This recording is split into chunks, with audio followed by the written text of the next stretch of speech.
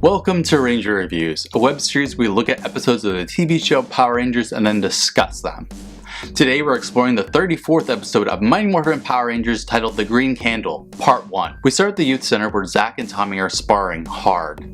It's nice to see those two together because they've never really been paired off together. Turns out there's a random dance coming up and Tommy is so scared to ask Kimberly. Rita has a plan to conquer Earth with a green candle that will burn and steal the Green Ranger's power. She even uses a tiny figure of her wand to find Tommy. But like, she always knows where they are? This episode's already dumb. Zach and Tommy are still training, and Tommy dares Zach to go ask out Angela, who's walking by.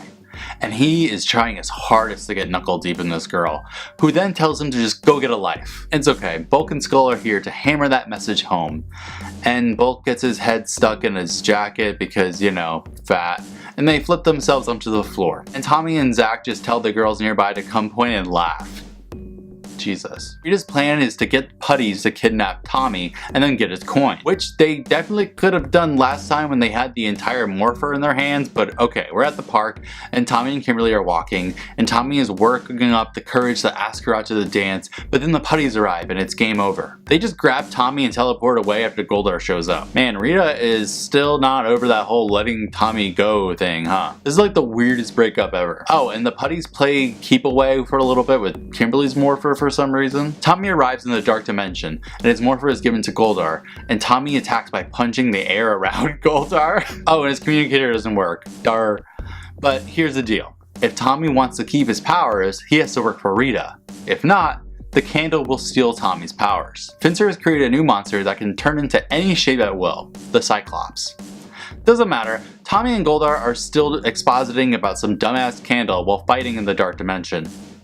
This is getting slow. At the command center, the 5 Rangers are trying to get a lock on Tommy, but they can't. The sirens blare because a Dragon Zord has arrived in Angel Grove and it's attacking. It's just straight up demolishing the place, and the Rangers fear the worst. Rita has totally mind raped Tommy, and then Zoran kills it by saying, "Wait, never mind, that's a fake. They just morphed to take care of it." Goldar also lets Tommy know that he's got work to go do, so he puts terrible video toaster effects on him to keep him back.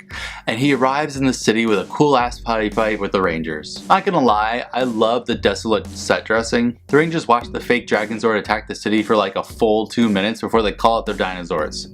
I smell insurance fraud somewhere. The Zords arrive and they form the Megazord at a glacial pace before they fight the faux Dragon Zord. They suck and they say they need Tommy, and then in the dark dimension, Goldar shows up and lets Tommy know that his friends suck and also he sucks and his dick is definitely like way bigger than Tommy's. The two fight again and Tommy's not getting the idea here, but he straight up steals Goldar's sword and teleports out with Goldar. He morphs to the scene right away and Goldar says, "Doesn't matter, the candle's still burning." Tommy tries to control the fake Dragon Zord, to which I say, did no one like fill him in? Real Dragon Zord shows up.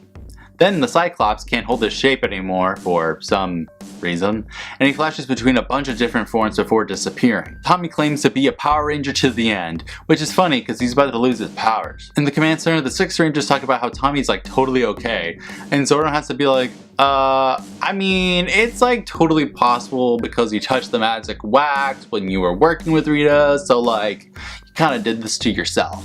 Nope. No bluffing here. Tommy will be history once the green candle has burnt completely down. To be continued. This episode is honestly pretty great. I mean, Tommy is going to lose his powers because he touches some random ass wax like 20 episodes ago, and Goldar is just being a total dick about it the entire time. It's really great. The weakest part of this episode is the crappy monster, but Cyclops could definitely be worse. So what will happen next time? Will Tommy get his powers back? Will Rita explain what the hell she was doing with a tub of wax for 20 episodes? Will Kim ever figure out why the putties were playing hot potato with her own morpher? Find out then. But until then, may the power protect you.